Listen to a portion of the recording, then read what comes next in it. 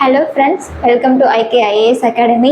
இந்த வீடியோவில் நம்ம என்ன பார்க்க போகிறோம் அப்படின்னா, டிசம்பர் 15க்கான கரண்ட் அஃபேர்ஸ் வீடியோ தான் பார்க்க போகிறோம். நம்ம வந்து தினமணி நியூஸ் பேப்பர் அதில் எது நம்ம கரண்ட் அஃபேர்ஸ் தேவையோ அதை மட்டும் நம்ம கட் பண்ணி போட்டிருக்கோம். இந்த வீடியோ முடிஞ்சோடனே இந்த வீடியோ பார்த்ததுலேருந்து ஒரு 5 கொஷின்ஸ் கேட்டிருப்பேன். ஸோ அதுக்கு மறக்காமல் உங்களோட ஆன்சர்ஸை கமெண்ட்டில் போடுங்க. நீங்கள் எந்த மாதிரி கொஷின்ஸ் கேட்கலான்னு சொல்லி நம்ம ஒரு கெஸ்ட் டெய்லி ஒரு 5 கொஷின்ஸ் பார்த்தனாவே நமக்கு போதும். ஓகேவா?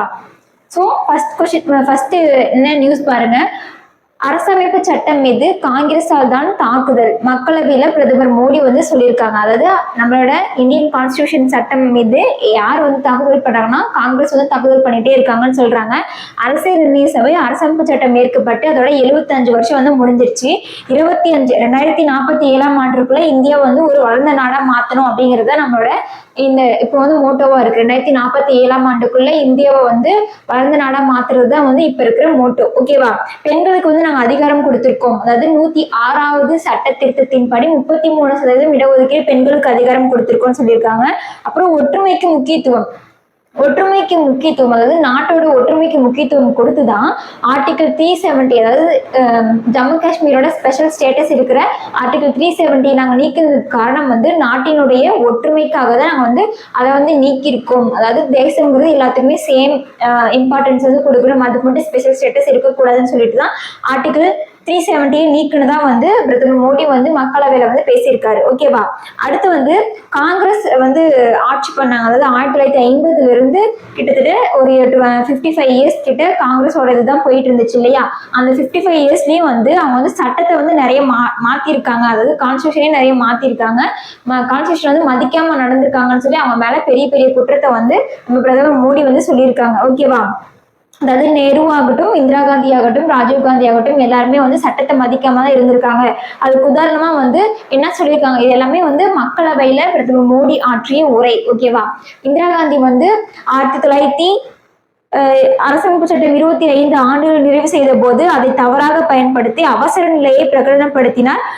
யார் அப்படின்னா இந்திரா காந்தி. அவசர நிலையை பிரகடனப்படுத்தி அதாவது பல அரசியல் கட்சி தலைவர்களையும் கைது பண்ணியிருக்காங்க. இது நமக்கு எல்லாருக்குமே தெரிஞ்ச விஷயம் தான். ஸோ இந்த மாதிரி அதிருப்தி தரக்கூடிய விஷயங்கள், அரசமைப்பு சட்டத்திற்கு புறமான விஷயங்கள்லாம் கூட செஞ்சிருக்காங்க அப்படின்னு சொல்லி காங்கிரஸ் மேல குற்றம் கண்டனம் தெரிவிச்சிருக்காங்க. ஓகேவா?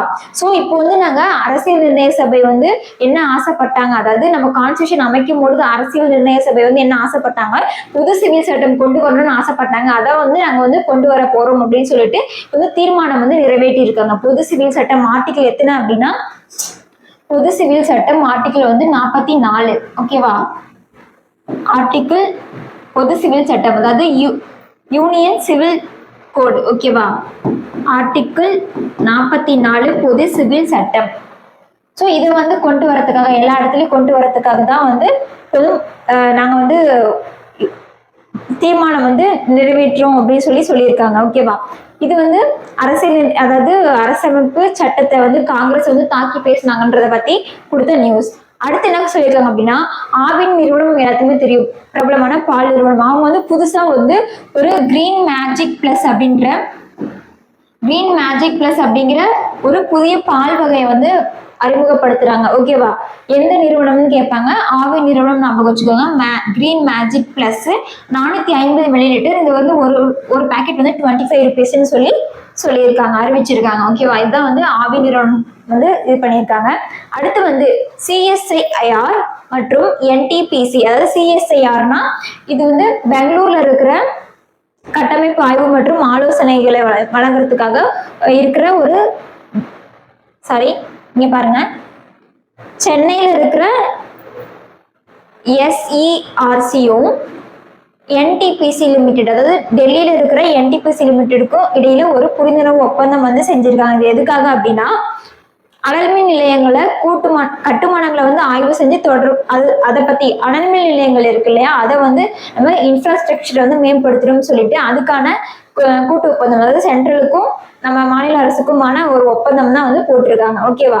அடுத்தது சாஸ்திரா பல்கலைக்கழகம் அங்க என்ன நடந்துச்சு அப்படின்னா, தஞ்சை பல்கலைக்கழகத்தோட முன்னாள் அறக்காவலராக இருந்த சேதுராமன் அவர்களோட நினைவாக ஏழைகளுக்கு இலவசமா அறுவை சிகிச்சை வழங்கணும்னு சொல்லி ஒரு திட்டம் வந்து செயல்படுத்துறாங்க. எங்க அப்படின்னா சென்னை சாஸ்திரா காலேஜ்ல வந்து செயல்படுத்துறாங்க. ஒவ்வொரு ஆண்டும் 100க்கும் அதிகபட்சமா 100 பேத்துக்கு வந்து இலவசமா வந்து அறுவை சிகிச்சை வந்து பண்றதுக்கு நம்ம உதவி பண்ணணும்னு சொல்லிட்டு ஒரு புது இதை வந்து இனிஷியேட் பண்ணியிருக்காங்க. ஓகேவா? அடுத்து வந்து இது ரொம்ப இம்பார்ட்டன்ட் நியூஸ். அதாவது இடஒதுக்கீட்டுல இப்போ நமக்கு தெரியும், இடஒதுக்கீடுல விளையாட்டுத்துறைக்கு வந்து 10% இடஒதுக்கீடு இருக்கு. அந்த விளையாட்டுல என்னென்ன விளையாட்டுகள் இருக்குன்னா சிலம்பு, கூடைப்பந்து, கால்பந்து, ஹாக்கி, கபடி, மல்யுத்தம், குத்துச்சண்டை, இதெல்லாம் ஜிம்னாஸ்டிக், பளு தூக்குதல், தடகள விளையாட்டுகள், துப்பாக்கி சூடு, ஜூடோ இதெல்லாம் இருக்கு. ஓகேவா? இதுல கராத்தே விளையாட்டு நீங்க ஆட் பண்ணி அவங்களுக்கு ரிசர்வேஷன் கொடுக்கணும்னு சொல்லி யார் கேஸ் போட்டிருக்காங்க அப்படின்னா சென்னையில ஆவடியில இருக்கிற கராத்தே சாம்பியன் அருண் பிரபாகரன் அவங்க வந்து கேஸ் போட்டிருக்காங்க, வழக்கு தொடுத்திருக்காங்க உயர்நீதிமன்றத்துல. ஓகேவா? கராத்தே விளையாட்டு வந்து நீங்க இடஒதுக்கீடு கொடுக்கணும் அப்படின்னு சொல்லி கேஸ் போட்டிருக்காங்க. ஓகேவா? இந்த வழக்கை வந்து இது பண்ணிட்டாங்க. என்ன அப்படின்னா இடஒதுக்கீட்டுல வந்து கராத்தே விளையாட்டை சேர்ப்பது குறித்து அரசு தான் கொள்கை முடிவெடுக்க வேண்டும். இதை வந்து கோர்ட் வந்து எந்த தீர்மானமும் எந்த இதுவும் வந்து அறிவிக்க முடியாதுன்னு சொல்லி அவங்களுக்கு வந்து நீதிமன்றம் வந்து சொல்லியிருப்பாங்க. ஓகேவா? அடுத்து மாநில மொழிகளில் உயர்நீதிமன்ற நடைமுறைகள் எந்த அளவுக்கு சாத்தியம். அதாவது நம்ம ஹைகோர்ட்ல வந்து இங்கிலீஷ் தான் வந்து அஃபிஷியல் லாங்குவேஜ், அதாவது இங்கிலீஷ்ல தான் வந்து வாதாடுற மாதிரி இருக்கு.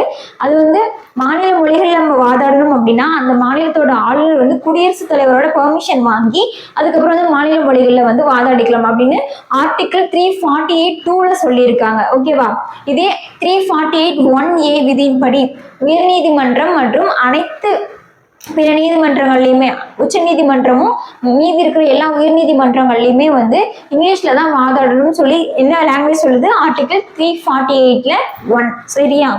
ஆர்டிகிள் 348(1) வந்து சொல்லியிருக்காங்க. அடுத்து வந்து மாநில மொழியில இப்ப இவங்க வந்து என்ன சொல்றாங்க அப்படின்னா மாநில மொழியில வந்து அந்த ஹைகோர்ட்ல வந்து வாதாடுறது எந்த அளவுக்கு சாத்தியம்னு கேட்டிருக்காங்க. அது வந்து சாத்தியம் கிடையாதுன்னு வந்து மத்திய அரசு வந்து அவங்களோட இது ரிப்போர்ட் வந்து சொல்லியிருக்காங்க. ஓகேவா? ஆல்ரெடி இந்த மாதிரி நீங்க வந்து பண்ணணும் அப்படின்னா அலுவல் மொழி சட்டத்தின் 7வது பிரிவு வந்து என்ன சொல்றாங்க அப்படின்னா மாநில மொழியில் அந்த தீர்ப்பு வந்து அதாவது ஒரு தீர்ப்பு வந்து இங்கிலீஷ்ல தான் அவங்க வந்து தீர்ப்பு வெளியிடுறாங்க அப்படின்னா மாநில மொழியில அந்த தீர்ப்பை வந்து நம்ம மொழிபெயர்த்து வச்சுக்கணும் அப்படின்னு சொல்லி மொழிபெயர்த்து வெளியிடணும்னு சொல்லி உயர்நீதிமன்றத்தோட அனுமதியோட வழங்கலாம் அப்படின்னு சொல்லி அலுவல் மொழி சட்டத்தோட 7வது பிரிவு வந்து சொல்லியிருக்காங்க. ஓகேவா? இந்த இது வந்து ஆல்ரெடி யாரெல்லாம் ஒப்புதல் கொடுத்துருக்காங்க அப்படின்னா உத்தரப்பிரதேசமும் பீகாரும் வந்து இந்த இதை வந்து பர்மிஷன் கொடுத்துட்டாங்க. இப்போ அதே மாதிரி குஜராத், சத்தீஸ்கர், மேற்கு வங்கம், மற்ற மாநிலங்கள்ல தமிழ்நாடுல எல்லாம் வந்து இது வந்து கொண்டு வரதுக்கான இதுதான் வந்து அறிக்கை தான் வந்து கேட்டிருக்காங்க. ஆனா இது வந்து சாத்தியம் கிடையாதுன்னு வந்து சொல்லியிருக்காங்க மத்திய அரசு. ஓகேவா?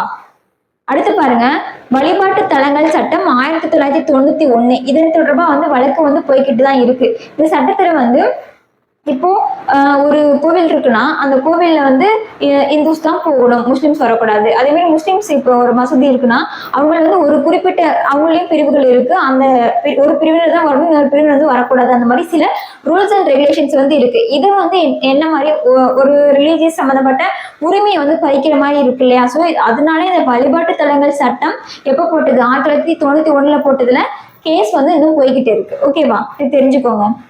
அடுத்து அம்பேத்கரிடம் அதாவது நம்ம சட்டமேதை அம்பேத்கர் கிட்ட காங்கிரஸ் வந்து மன்னிப்பு கேட்கணும் அப்படின்னு சொல்லி சொன்னது யார் அப்படின்னா இப்போ இருக்கிற மத்திய சிறுபான்மையியல் நலத்துறை அமைச்சர் கிரண் ரிஜிஜு. யாரு? மத்திய சிறுபான்மைத்துறை அமைச்சர் கிரண் ரிஜிஜு அப்படிங்கிறவங்க சொல்லியிருக்காங்க நீங்க வந்து காங்கிரஸ் வந்து அம்பேத்கர் கிட்ட மன்னிப்பு கேட்கணும் அப்படின்னு சொல்லியிருக்காங்க. ஏன் அப்படின்னா காங்கிரஸ் ஸ்டார்டிங்ல இருந்தே 1952 வந்து நம்ம அம்பேத்கர் வந்து எலெக்ஷன் நடந்துச்சுல அப்போ வந்து அம்பேத்கரும் வந்து எலெக்ஷன் நின்றுப்பாரு. ஆனா வந்து ஜெயிச்சிருக்க மாட்டாரு. ஸோ அவர் வந்து மக்களவையில் இல்லாம ராஜ்யசபை அதாவது லோக்சபால வந்து ராஜ்யசபால வந்து எம்பியா இருப்பாங்க. ராஜ்யசபால நாமினேஷன் எம்பியா தான் வந்து அவர் வந்து அப்பாயிண்ட் பண்ணுவாங்க.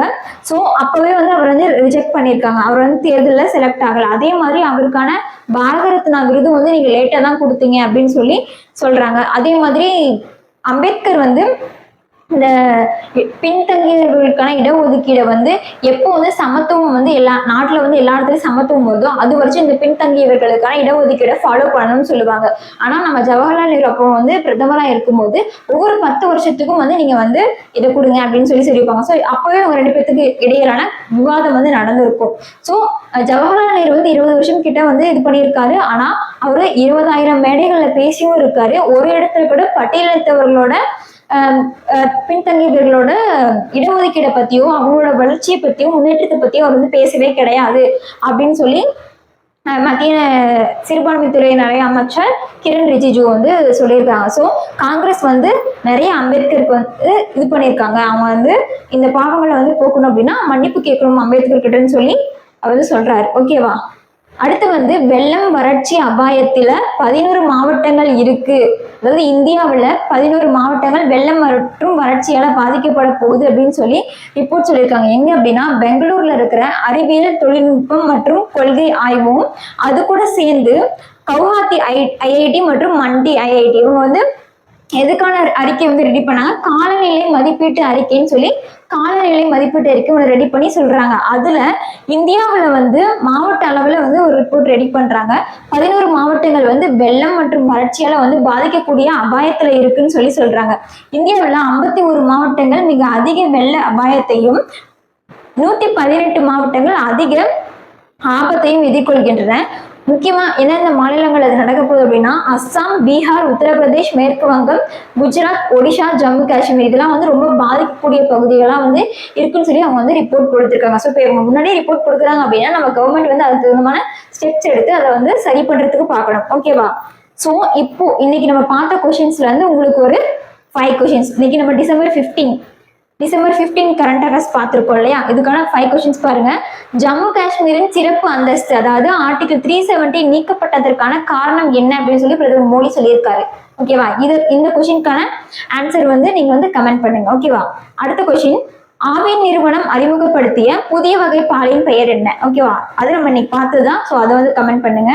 அடுத்து, உச்சநீதிமன்றம் மற்றும் அனைத்து உயர்நீதிமன்றங்களில் வழக்காடு மொழியாக ஆங்கிலம் இருக்க வேண்டும் என எந்த ஆர்டிக்கல்ல வந்து சொல்லியிருக்காங்க? அதாவது சுப்ரீம் கோர்ட் ஆகட்டும், ஹைகோர்ட் ஆகட்டும், எல்லா நீதிமன்றங்கள்லயுமே வந்து வழக்காடு மொழியாக இங்கிலீஷ் தான் இருக்கணும்னு சொல்லி எந்த ஆர்டிக்கல்ல சொல்லியிருக்காங்கன்னு கமெண்ட் பண்ணுங்க.